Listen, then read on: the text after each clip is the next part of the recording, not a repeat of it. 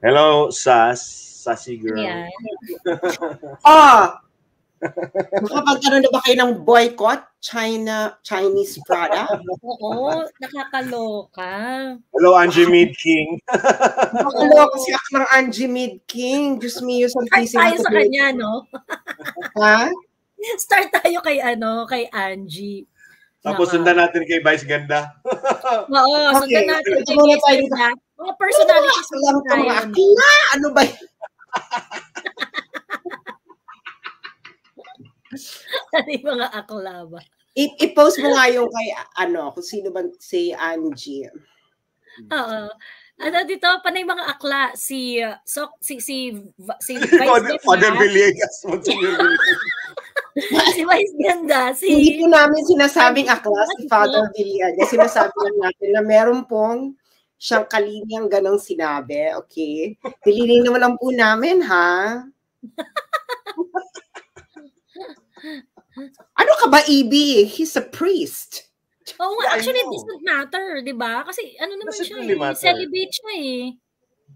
Di ba? Kaya nga. So, baka gusto niyang i-enumerate natin yung mga pinagagawa ng Roman Catholic Church, starting from the Inquisition to the Crusades.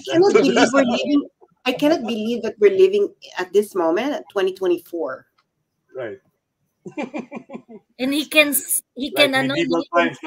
say things like that. Just go. Ayan. Ayun, Angie. Start tayo dito kay Angie Mead King. Well, sa mga sa mga hindi nakakakilala kay Angie, si Angie Mead King ay ang better half ni Joey Mead. Si Joey Mead, kung batang 90s ka, makikilala niyo yan kasi VJ yan si Joey Mead. Ang tawag dito? Mix VJ. Mix VJ. Mix ba? Or Joey Mead was a VJ and a model, an international model. Yun na lang. Yeah, oo. Ano yan? Pakak na pakak talaga yan si Angie Mead, si Joey Mead. Ano talaga yan? Ngayon, anyway, pakita ko lang yung picture para para masaya kayo. Teka. Ngayon, itong si Joey Mead, napangasawa niya si Angie Mead. Well, nung naging sila, parang doon nagkaroon ng well, I do not really follow the the transition of well, lalaki pa siya noon. lalaki pa siya noon. Pero along in their relationship, and that is why their relationship had been very inspiring for a lot of people kasi yes. Oo, kasi nagkaroon ng journey si Angie Mead So parang gusto niya nang magbihis babae, gusto niya nang mag-transition. Huwag na natin pag-usapan ng kanyang But anyway, hindi importante yun. Sila ang may-ari ng Victoria Court. Yes, and she comes from the King family of Cebu. King family. Ang mga negosyo nila is to import Japan surplus trucks and cars. Mayaman sila, in short. Mayaman sila. At mahilig siya sa mga high-end luxury cars, no? He's a racer. He's a racer, actually. Ayan. Racer siya. Ako ipakita sa kanila, no? Kasi, this person, si Angie King, is not really a simple person. So kumbaga parang meron talaga tong sinabi sa lipunan kasi nga marami tong pera and kilala rin siya sa mga social circles, ganyan. So tycoon. Yeah, oo, tycoon. So ito siya, nasa process of pa siya yata dito sa process of transitioning. But the reason why naging special yung kanilang relationship is because they stood by each other even after na nag-transition na si Angie King. So kaya in fairness to Angie, she really fought it hard, no? She was also family. Yeah, I admire her for that, no? To be honest. So kumbaga ang tawag dito, these people, they are popular. If you do not know them, popular and powerful. Powerful and Very popular. powerful. Correct. Oo. Very, So very that is why I wanted to give you a brief background kung sino to si Angie Mead King. So that is why you will understand when he said that statement, where he is coming from. Kasi yung iba akala nila parang, sino ka naman? Ba't ka naman ano? Well, yeah, he can actually say those kind of things and have an influence, a power, an impact dun sa statement na yon because he's a car racer. He can actually he has talaga mga exotic car collection, ganyan, mga kaya-kaya niya ganon. So ibig sabihin pag nag-promote hinahabol talaga siya ng mga car dealers to endorse the brand. To put it simply, talagang may ano talaga siya no sa automotive industry no. Meron talaga siyang influence. Correct, correct. Kaya parang ganon yung ano niya no. Ganon niya ang frame ng kanyang yung xenophobia niya, parang gano'n, no? In terms of endorsements, no? So, yun. Okay. Kaya yun. So, in recent weeks, okay. Ayan. So, ngayon, nag-post siya. I think this was last week. Sabi niya, in recent weeks, I have been turning down offers to promote Chinese branded cars because of the conflict in our seas. Chinese EV cars are cheaper because China subsidized them. The conflict in our sea is a sign of disrespect. Actually, mali naman yung sinasabi ni Angie King. It's not just because they subsidize the car, the production. Even if you subsidize something, parang tayo, our agriculture is actually one of the most heavily subsidized. Can you believe it? Even in America and in Europe. In the world, no? Pero mura ba ang agricultural sa Pilipinas? No, it's anyway, so ano pa yung pero pa siya tinuloy pa niya yan sa kanyang comment section. Yes, tinuloy pa niya yan sa comment section niya. So sa comment section niya, ito yung mas malala. Ganun, hindi ko nabasa yan, ha? Ayan, ito. Sabi niya, why do we want to support a country that is intentionally bullying us? The recent encounter in the West Philippine Sea was an act of aggression. I know we don't stand a chance against China, and we don't want to call the United States to use the joint mutual agreement. So what can we do at the very minimum to stop what we can do at the very minimum, stop buying goods that are made in China. At least that way, we can affect them through GDP. Chinese EV cars are subsidized by the government. Hence, they are more affordable than competing brands, which is unfair. Personally, EVs won't save us from climate change, but they are great for city use. I still prefer petrol engines and choose to offset my carbon via bamboo farming and eating a plant-based diet. Ang inang woke ito, no? Woke na woke ang puta, no? Totoo! Bamboo farming, plant-based diet. Kita mo siya, I prefer petrol engines and choose to offset my carbon. Diyan tayo mag-umpisa, no? Ito yung sinasabi ko, no, na akla, ano ba? Alam mo, hindi ko, una-una, walang offsetting na mangyayari, Bax. Alam mo ba,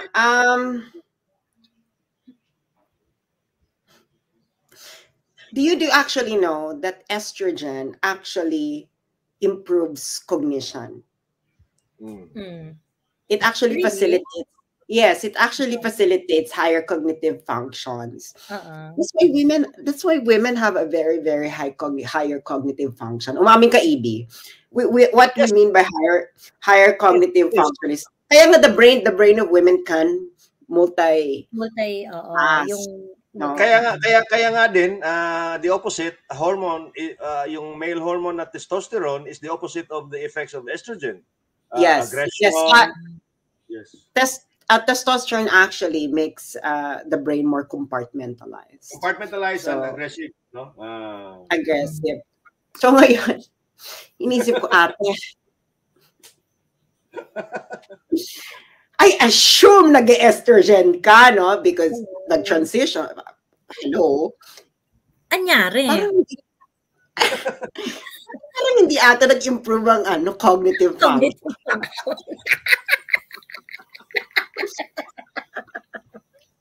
Parang panlalaki, bakit parang panlalaki pa rin yung isip?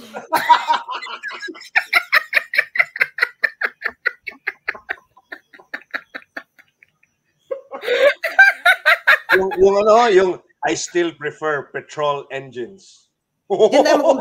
Ang macho, no? Magpe-prefer daw siya ng petrol engine at i-offset daw niya yung carbon emission niya through bamboo farming and eating a plant-based diet. Babe, I'm sorry to burst your bubble. Walang offsetting na mangyayari, Bax. Babe, I'm sorry to burst any testosterone left in your body. Oh my God, is that a bad thing to say? No, it's not a bad thing to say. This is the Joey DeVive show, no? Hello. Oh, yeah. And you're with a cosmological woman. Yeah, exactly. There's no as someone with testosterone level, even below Joey's testosterone level. I am saying this, there's no offsetting that's going on.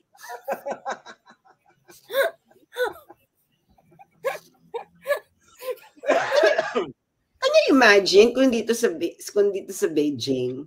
Can you imagine in 7 years natanggal nila yung pollution because they really transition into electronic vehicle? Can you imagine if the Chinese thought this way? Ay hindi, kumakain naman kami ng I mean, massive reform yung ginawa ng China. Like they try to they really work. That's the first thing that they address, the clean source of energy to energize yung kanilang yung manufacturing industry nila din and whatnot. They now have the biggest capacity of renewable energy in the world. Nakapagtayo na sila ng enough na planta that the biggest capacity ng mga renewable energy plant to sustain their energy needs. How exactly do you offset your carbon footprint by eating plant-based diet? And bamboo farming, paano?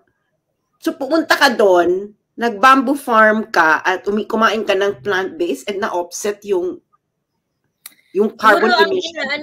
Ang logic dyan, ang logic dyan kasi ng mga woke niyan is you plant more trees so it can capture carbon from the atmosphere, offsetting your carbon emission, and then you eat plant-based diet, presumably because those plants do not emit greenhouse gases when being farmed. In addition to that, Kuya It's really ambiguous, no? You cannot justify that. Katanga naman kasi to, naibuga mo na yung emission. So someone inhaled it.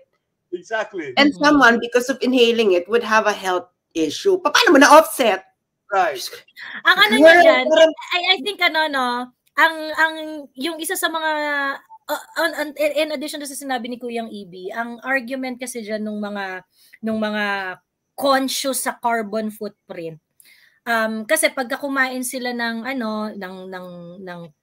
plant-based food, lesser daw yung pag-process noon. So kumbaga parang hindi na siya dadaan sa kasi magastos mag-raise ng animals. Mas magastos mag-raise ng animals kesa magtanim ng halaman. So kumbaga parang but that's their logic. So ngayon ang ano nila is that kapag by the way, Angie Mead King has a parang farm, agronomy farm sa Batangas. So yung alam mo yung parang ano siya, yung mga yung aquaponics na tower. Okay, meron siyang massive na vertical farming. Vertical farming. And that is So remember all these things that Joey is saying because we will go back to that. Yeah. Go ahead, girl.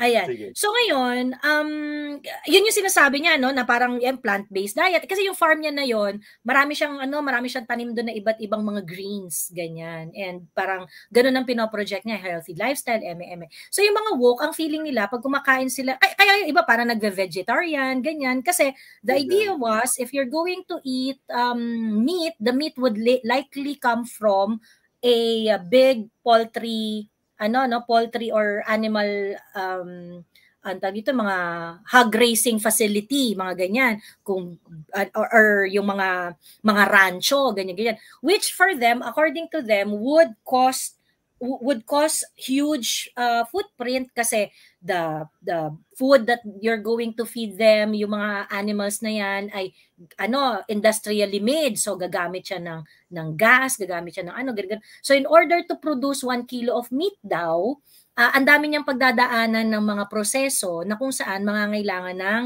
gasolina. So that is why ang sinasabi nila, para hindi na lang ako makadagdag diyan, kasi kaya naman daw 'yon nagiging ganon dahil may demand for those kind of meat. Pero kung pipiliin nila kumain ng magbe-vegetarian sila, they are going to plant what they eat, then feeling nila hindi sila makakadagdag doon sa pagbibigay ng polusyon or carbon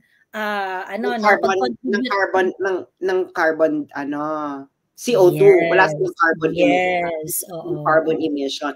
But yeah, granted. So yun ang niya, kaya siya nag-prefer ng petrol engine.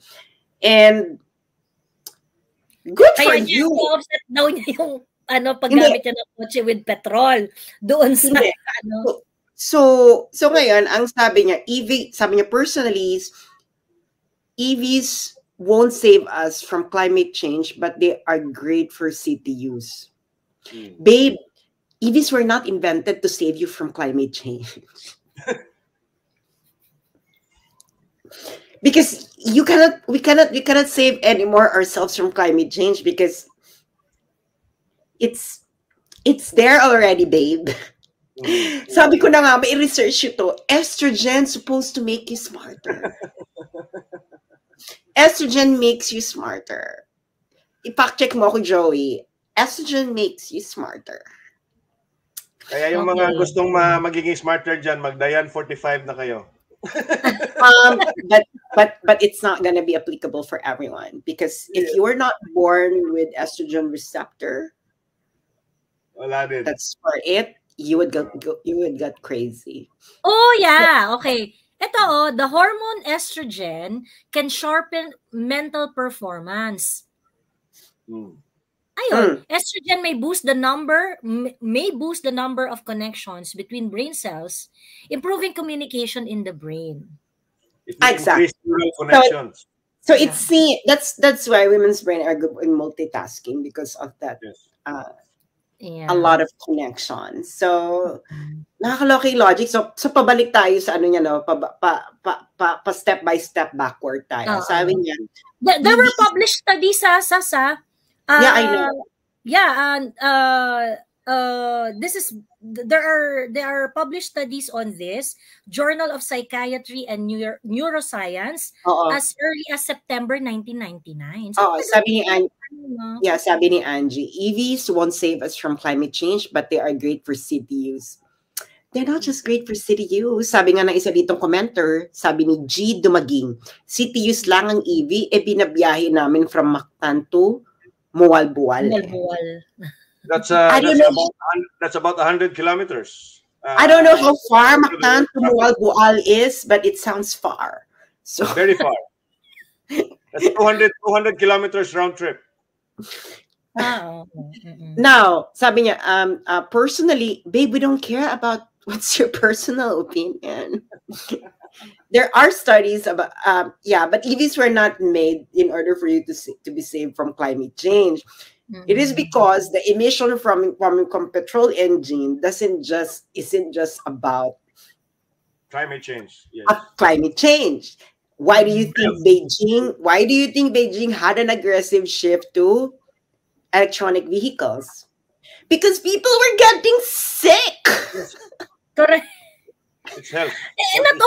Not only in China, the world is shifting to an electronic vehicle. In natural gas, EVs and then natural gas, because it has a lot of health benefits. Yeah. But more than the health benefits, the economic benefits, because electric vehicles and LNG vehicles are actually more efficient, and they cost lesser to operate than conventional petrol engines. So efficiency, and then safety, and then you have all these, all other benefits, no, that are putting the EVs at the forefront nga talaga, no, on a revolution of the transport industry. Okay, so parang there's something. Walang laman yung sinabi ni Angie. Okay, so let's go back. Sige, let's move back doon sa statement niya. Sabi niya, Chinese EVs are subsidized by the government, hence they are more affordable than competing brands, which is unfair. Grabe si bakla, no? Talaga. Grabe, no? As if she knows about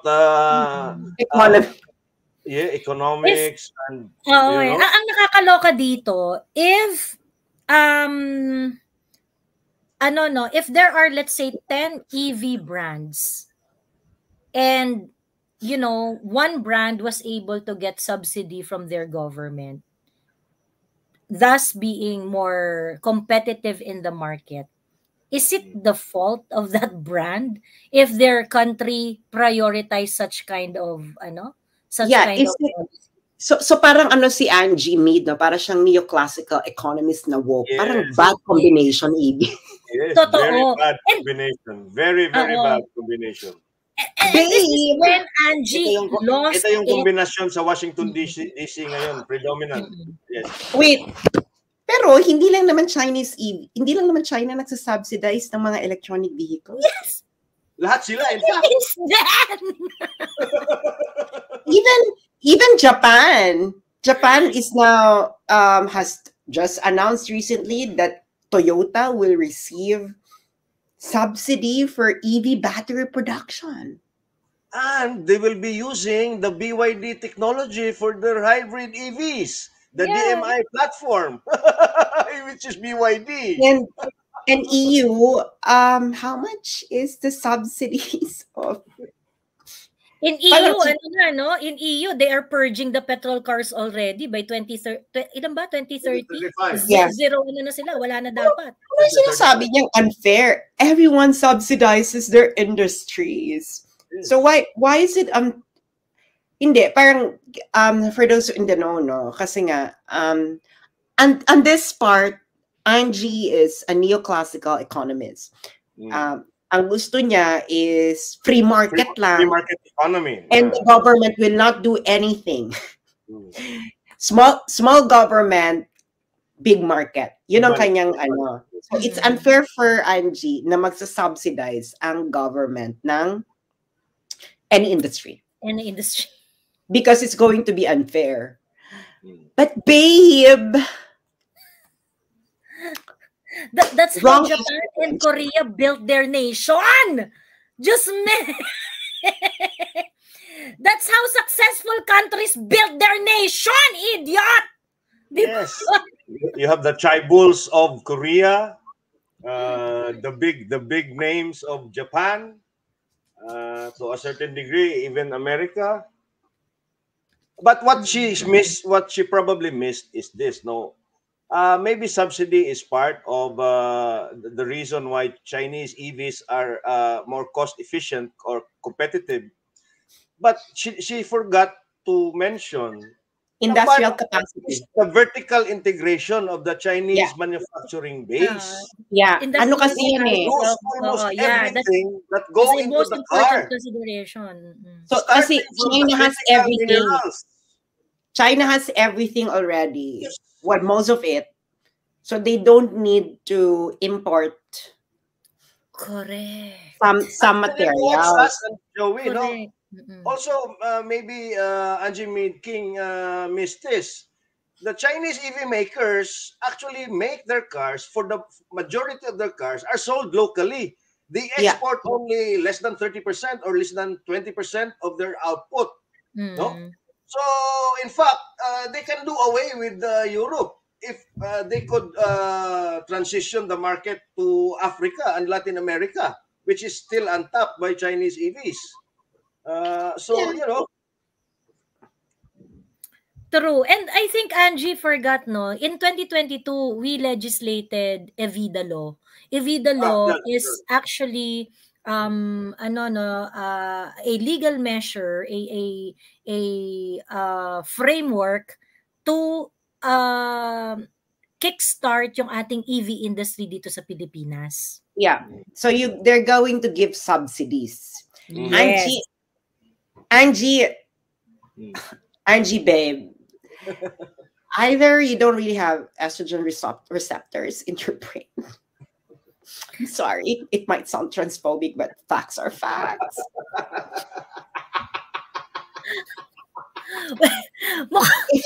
if you were not born with actually hindi kasi we were born with estrogen receptors in our bodies. So maybe you were not born with it. So anyway, maybe you lack the required number of receptors. Yeah, because this is so weird. And alam mo yung patong-pato, nung nabasa ko nga ito, parang, you offset your petrol engine by bamboo farming and eating plant-based diet. I mean, considering na she comes from an automotive family talaga, she grew up sa automotive business. Yeah. Tapos, Chinese EV cars, actually not all Chinese EV cars receive subsidies. Really? It's just, babe, maraming gumagawa ng EV sa China. And maybe Angie Mead King doesn't also know that Warren Buffett, the most prolific investor of our century, is an investor of BYD. Yeah. He already made $1 billion as an early investor of BYD. Actually, nagbayad din naman ng China sa Tesla. Oh yeah, there you go. Nagbigay din sila ng. So, matanong ko nga lang si Angie Mead King, kung hindi viable at hindi bakit nag-announce si Ayala, si Jaza, who owns AC Mobility, na distributor nga ng BYD dito, which is Chinese-made EV, he will be opening 22 showrooms across the entire country in addition to the 5 existing. Tapos napaka-modern.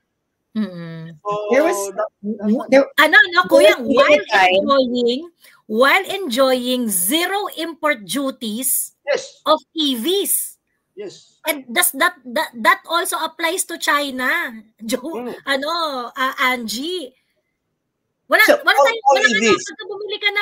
bumili ka ng EV cars, yan, dealer's price yan. Yeah, zero tariff. Zero tariff. So anyway, so parang Angie, parang aral pa ba? And then sabi, okay, ito yung malala. Ito rin meat.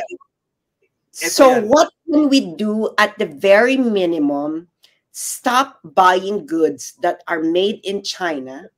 At least that way we can affect them through GDP. So again, Angie is calling for a boycott of Chinese products. Hindi lang EV, ha? Hindi lang EV, ha? All made in China. Everything that made in China, wag na tayo daw bumili. Okay? Para daw maapektuhan ang GDP ng China. Babe. I don't know what happened to your transition, but there's something not correct. Something got lost along the way. Something snapped. Something snapped. Can you check kung ilang percentage tayo sa GDP ng China? nga, Joey. I think it's even less than as of April, we import about 3.154 ano yung contribution natin sa GDP ng China? Like, I think 0.01. 0 something. Yeah, 0 something.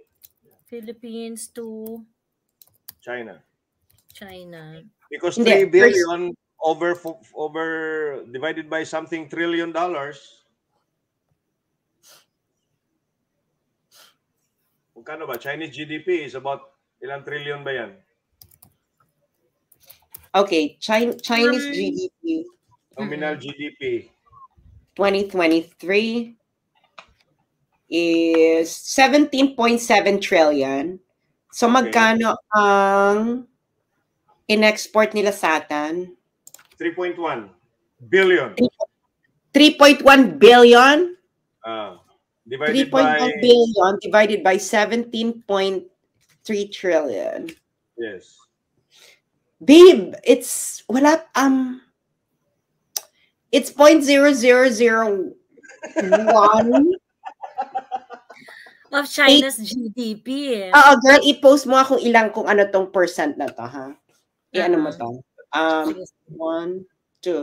It's 0.01 times 100 para ma-percent mo. Ito, girl. Ano ko sa'yo, ha?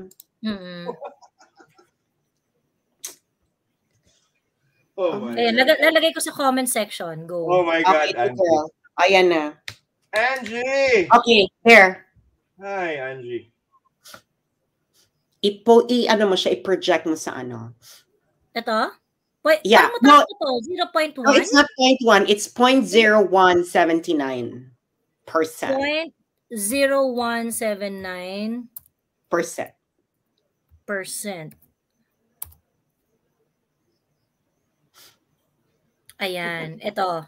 So that is our impact sa GDP ng China. 1/10 of 1%.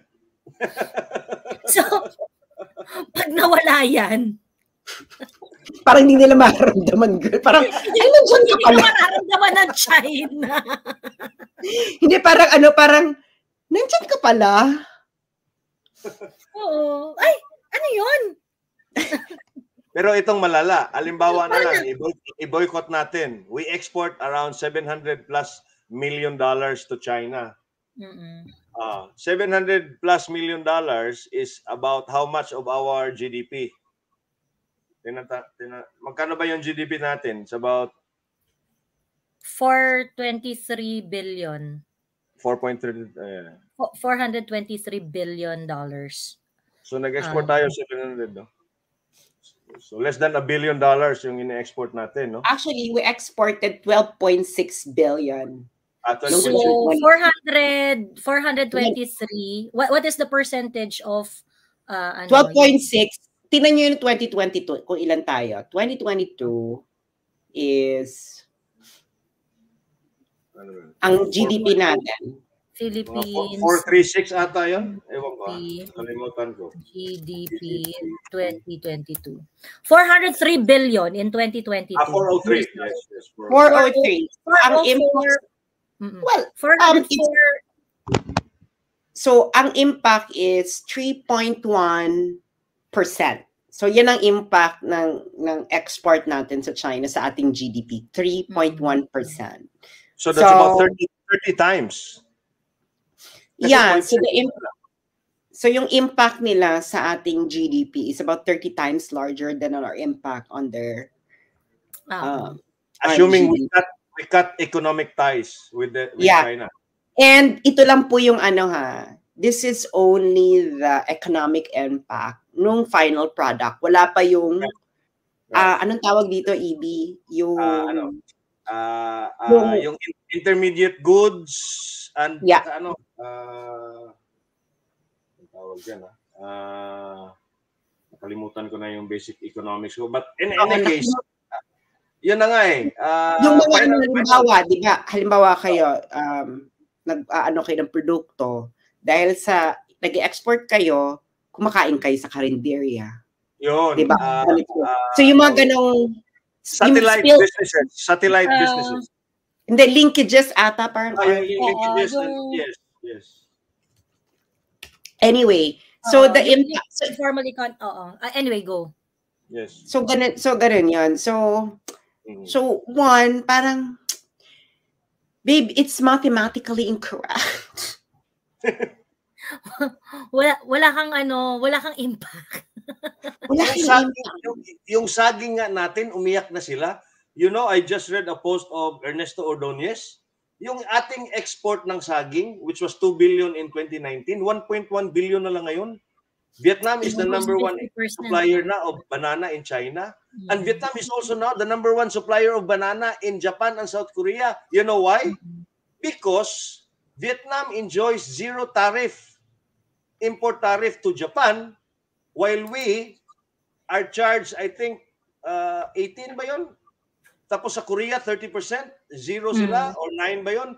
Basta, anyway, hindi ko nakalimutan ko, nabasa ko yun eh. Na yung Korea and Japan are imposing tariffs from our bananas, while Vietnam is enjoying zero and just 9%, half of our 18% tariff. Sadali lang ha. Ang Japan, tariff on Philippine bananas. Sige. Alam ko kasama tayo dito eh. Wala. Sa China tayo, yung ASEAN-China Free Trade Agreement, zero tariff tayo doon. Ay, nakakaloka. 13, no? Vietnam, 0% tariff rate for banana export to Japan under the ASEAN-Japan Comprehensive Economic Partnership Agreement. Hindi ba tayo dito kasama sa AGCEP? Hindi. China FTA lang tayo. Hindi, ASEAN-Japan Comprehensive Economic Partnership. So, zero, Vietnam. ASEAN to eh. ASEAN as a whole. So, dapat kasama tayo dito. Bakit ang tariff natin ng bananas papunta ng Japan 30. ay 8% to 18%? 18% na eh. See? 8 to 18. 8 to 18. So, ibig sabihin, pagkatapos natin magpakaputos hapon sa Amerika at makibanwagon sa kanila against China. Binubuwisan ang ating banana. Kaysa sa banana ng Vietnam. Pinapahirapan nila tayo makapasok sa market, sa banana market nila. Diba? But it's worse in Korea. It's 30% for Philippine bananas. Huh? I think. Paki-check nga. Well, ang sabi naman ni Laurel Chu, dine-negotiate daw niya sa China, ay sa Japan. Nababaan daw ang tariff. Di ba nagpunta na dyan ng ilang beses si BBM? Anong napala natin doon sa mga travel niya? Oh my God. Bananas from Vietnam to Korea, 6% tariff. Okay. Philippine bananas to Korea, 30% tariff. Yun. Yun, ayan. That's what you were saying, Kuyang Ibi, ano? Grabe. How on earth? So kung ikaw, banana farmer ka, anong laban mo sa exportation, ng Vietnam? Comparative banana export, 2019-2022, parang from 2 billion to 1.1 billion dollars na lang. Comparative. So ano yung nice by half. Ginagawa natin ng bonggam-bongga na hindi naman, 'di ba, na hindi naman tayo nakakuha ng advantage. Bakit sila di mo sila nagpupunta pero nakakakuha sila ng better tariff deals? Ewan ko lang. Anyway, Boy Chocolate Anton Lagdameo, banana magnate yan sila. Ewan ko anong ginagawa niya dyan. Anyway, so ngayon sabi niya, let's stop buying goods made in China. So we have already demonstrated mathematically yung sinasabi niya na goal na we can affect them through GDP. It's not it's beyond the laws of mathematics. It's not supported by mathematical proof. Maybe Angie has a different proof or different computation. At dito na ako pupunta sa aking meat ng aking contention dito sa sinasabi ni Angie na mapagtatagpi-tagpi na natin yung kanyang mga pinagsasabi-sabi. So si Angie na to, Mayaman to eh. Di ba nag-umpisa tayo sa mayaman siya? Mayaman ka naman talaga, te. Mayaman naman talaga kayo. Kaya ka nga nakakapag-bamboo farming, na ano yun? Luxury cars collection. Agrotonomy, yung vertical farming.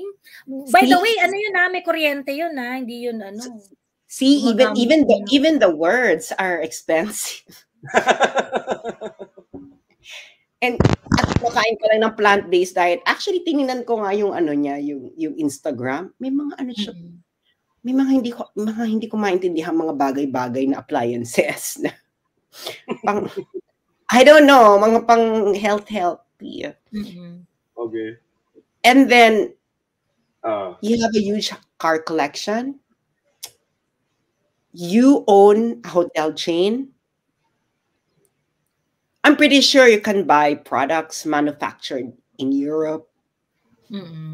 If there still are products manufactured in the next 2 years, or in Japan, from Japan and the United States. Kaya mong mag-shift kasi may pera ka. Ano ba naman sa iyo mag-shift ka ng gastusin? Hindi ba? Di ba? You can easily do it. Pero can you really advise yung naglilinis ng toilet ng hotel mo na wag na siyang bumili ng made in China na products? Kita mo na kung gaano ka, alam mo yung utak niya, no? Ito yung mga alta na out of touch. Elitista nga eh. Elitista. Well, yung isang main na message din is that kung ako kasi, Angie, I am going to buy EV because of the fact na mas mura siyang i-maintain dahil yung hindi siya gumagamit ng petrol di ba? I-charge less mo moving lang parts. Less moving parts. Yes. So ngayon, mas mura siya in that sense. Well, may mga katanungan pa rin kasi syempre medyo bago-bago pa hindi natin alam kung anong klaseng maintenance ang i-demand niya mga sasakyan na yan pagka tumakbo na sa Philippine roads, ganyan. But isa sa mga konsiderasyon ng mga taong gustong bumili ng EV cars ay dahil hindi ka subject sa taas-babang presyo ng petrolyo. Yes. Okay? Well, you are probably subject kasi sa power lang, no? Pero hindi masyado. Now, but then again, it's almost 40% less to operate.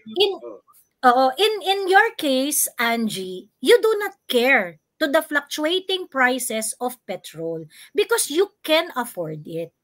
However, in our case, Angie, kapag ka 2 linggo, 3 linggo nang nagtataas ng presyo ang petrolyo, umaaray na kami.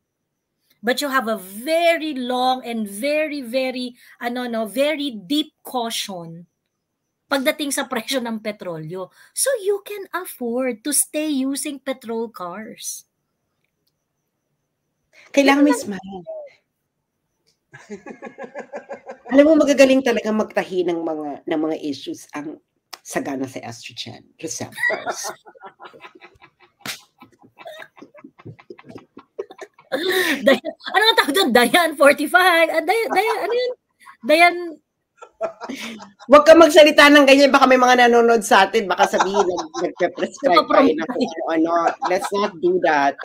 Anyway, di ba? Na parang... Tokwa lang, guys. Tokwa lang. Sapat na. So, anong ibig sabihin? Diet siya, di ba? So, I'm pretty sure. Nagpapakain ko yung pagkain yan. Oo. Ibig sabihin nga ni Angie Sass, yung mga ordinaryong Pilipino, wag nang bumili ng Cherry Mobile or kaya Oppo na cellphone at bumili ng Vertu. Actually, yung Vertu ay binili na rin ng China pala.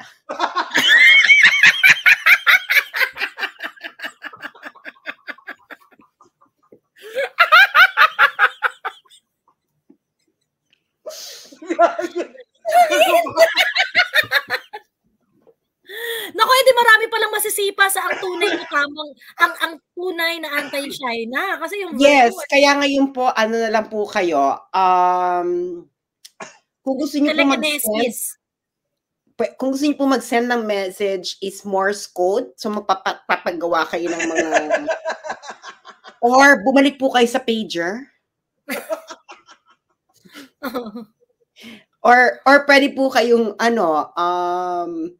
babalik po tayo sa rotary phone, no? Bakit naman hindi? Or maybe Telegram. So can you imagine? Parang lang, di ba? Hindi, parang sabi niya, so what we can do at the very minimum, stop buying goods made in China. At the very minimum pa yan. Mga babe, pumunta kayo ng mga hotels niya at tingnan niyo yung mga gamit. Yeah, yung mga bedsheets niya, yung mga pillows niya, yung mga lamp fixtures niya, yung mga sabon, yung mga toothpaste, yung mga toothbrush, yung mga generic na ano ka? Di ba? Ano ka, mag-shift ka ng ng supplier ng I'm pretty sure even supplier ng shop ng mga malalaking hotel no, made in China yung mga nila to cut cost. Yeah. Hindi ba? Yun nga slippers nila eh. Di ba? Tingnan niyo yung mga gamit, di ba? Doon sa niya na parang how? Parang paano mo sasabihin yung empleyado mo, Angie, na wag na kayong bumili ng made in China? Yun nga lang yung mura. So, ibig mo sabihin, pag may pumasok na EVs, which is mas mura sa other EVs, sasabihin mo yung empleyado mo, wag mong bilhin yan, bilhin mo yung mas mahal. Is that even a good economic decision? Yes. Wala siya sa wala siya sa hulog eh. Hotel Ava, kanila po yung Victoria's Secret, saka Victoria Court, saka Victoria Court. Hotel Ava, Hotel Ava and something like that. They have huge talaga. Hotel businesses. Yes. Yes. Ayun. So yun. So kaya nga afford niyang magsasalita ng ganyan kasi kaya niyang gawin dahil nga marami siyang pera. Actually, afford lang niyang magsalita ng ganyan kasi hindi naman niya gagawin. Kaya nga eh. Hanggang afford niya magsalita ng ganyan kasi mukhang kaya niya. But it doesn't mean na gagawin niya. As simple as that. Kung kaya mo naman palang gawin, di baklasin mo yung mga hotel mo, tanggalin mo yung mga pako. Ship back mo sa China, 'di ba? Oo, 'di ba maggawa ka. Alam mo yung mga ganito, no? Ano kasi to sumasakay sa ocean, no? And maybe Angie is trying to be in and relevant. Ewan ko kung ito ay may kinalaman sa LGBT issue dahil pupunta tayo sa isa pang LGBT din, no? Kasi mahilig din to sa sogi-sogi si Angie Mead, no? So bakit parang medyo nagkasabay na bakit may WPS ang galitong mga akla? Anyway, punta na tayo kay isarado na natin, iligpit na natin ang bye, Angie. ang buhay ni Angie. Okay. Ayan. Okay. Diyos ko, nakakaloka. Pag hindi mo kayang gawin, huwag mong i-suggest. Yes. Puta, sasabihin mo, mag-boycott tayo ng made in China. Huwag na tayong bumili ng made in China. Babe, anong bibilin mo? Made in Japan, made in Switzerland, made in Germany. Sasabihin mo yan sa mga mahihirap. Ang hirap kasi sa mga mayayamang ito, katulad ng ni Angie, out of touch. Yung mga tipong, yung mga tipong ang tingin mong kailangan ng mga healthcare workers ay concert. Ganon ka out of touch.